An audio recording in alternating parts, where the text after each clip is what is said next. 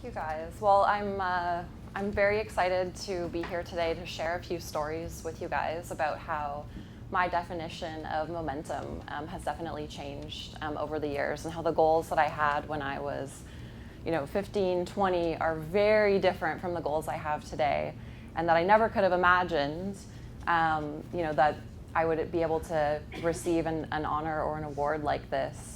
And even that I would get asked to speak at an event like this. When I got the invitation, I was shocked and very surprised and excited to be able to share a couple stories with you guys today. So the first story that I want to share with you is about one of the first big leaps I took in my life, and that was when I decided to go away to university. So I'm from the West Coast, decided I'm going to go away to Queens. It's far away, but it's a great school, it's going to be worth it, it's going to be great. And aside from just the geography distance, this was a big leap for me because I was the first person in my family to go to university. But I had some great accomplishments behind me, and so I went in like the typical Queens commerce person, with a great resume and a lot of things that I had done in my past that I had done with hard work and determination, and had been able to achieve some great things. So I went in feeling like, I've got this, I'm going to be great. And what happened when I got to university is that I actually started to feel really insecure. At Queens, a lot of the folks who are there are all from these fancy private schools, and they have a long history and heritage in their families of going to prestigious universities. A lot of their parents are senior executives in companies, and that's really not where I had come from, and never realized until I got there that might be any kind of a barrier.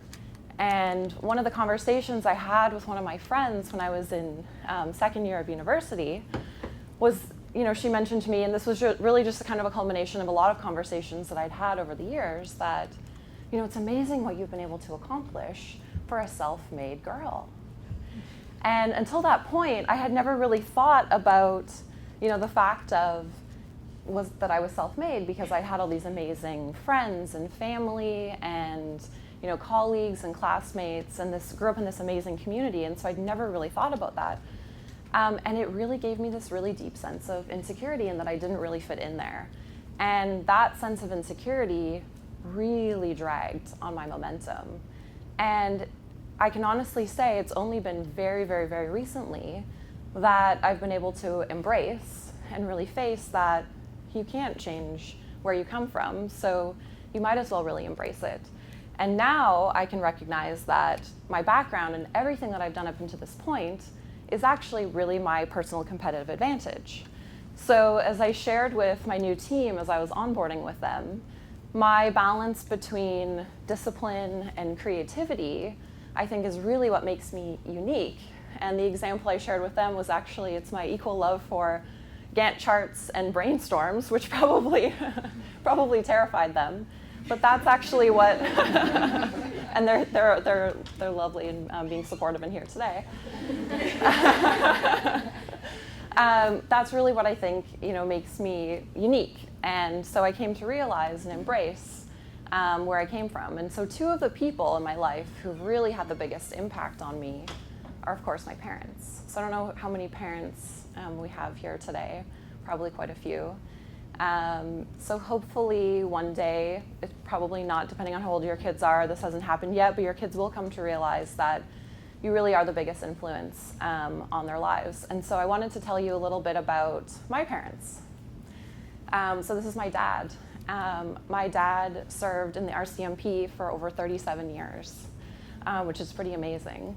And so from my dad, I get my sense of discipline and rigor and loyalty and dedication.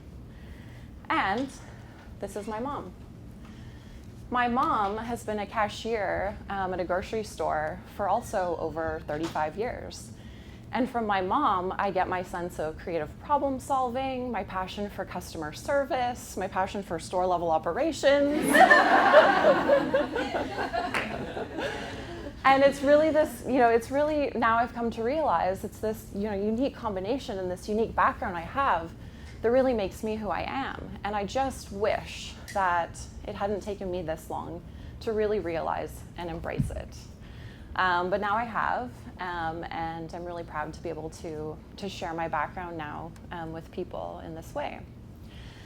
So the next story I wanted to share with you was another big leap I took in my life, which was when I went away to work in Singapore. And this is a photo of when I was in northern Vietnam and had the chance with P&G and a program called Beyond Borders to actually help build a kindergarten. And it was an absolutely fantastic experience. I had another picture of me next to the shelf when we launched Ambipure Air Effects, but I couldn't find it. So this was another great example of something I was proud of that I wanted to share with you from when I was there.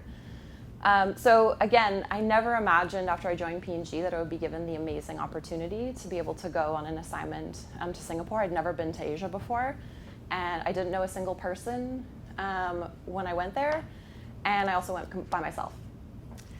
And it was an amazing experience, both personally and professionally. But before I left for Singapore, my dad had actually been diagnosed with cancer. And so I went away knowing that this was a challenge that I was dealing with at home.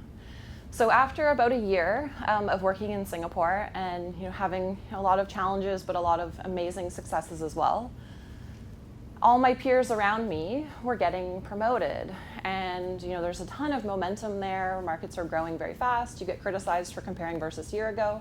People want to know, what did your business do last week and what's going to change this week. It was a very exciting time, but I decided for personal reasons that I wanted to go back to Canada. And I felt at the time that it was potentially this big career limiting move, but talked to my family and decided this is the right thing for me. And so actually shared that with my management that, I really think that I should go back. And then a couple weeks later, after I shared this information, my managers came to me and said, we've got this really amazing opportunity for you. If you're willing to stay, you'll get promoted and you'll get a global design role, which was really my dream job and what was the kind of work that I had gone there really, really wanting to do. So I made the very tough decision to actually stay. Given what was happening with different things at home, I decided to stay, and I ended up staying in Singapore for another year and a half. But that was a very, very difficult decision for me to make, to actually share that wish and what I wanted to do, and it ultimately ended up changing. But I just wanted to share that example of how sometimes when you think you're taking a step back, it's actually setting you up to potentially take an even bigger step forward. So now I've made the big decision, which I also, again, couldn't have imagined that I would have done 10 years ago, that I'm now doing a part-time master's through Cambridge in the UK. And so again, in a lot of ways, I feel like in a lot of the time I am taking another step back, because now I'm sacrificing a lot of personal time and spend all my weekends working on this master's program. But really my intent with that program is to focus on long-term business strategy and the trends that come with that. And so now, instead of as an ABM where I was counting my promotion in terms of months, which I'm sure that a lot of us have all been guilty of, now I'm thinking of how do I develop myself today so that I'll be able to have the biggest impact within my own life and career and those around me in the next 10 to 15 years. So it has changed very drastically.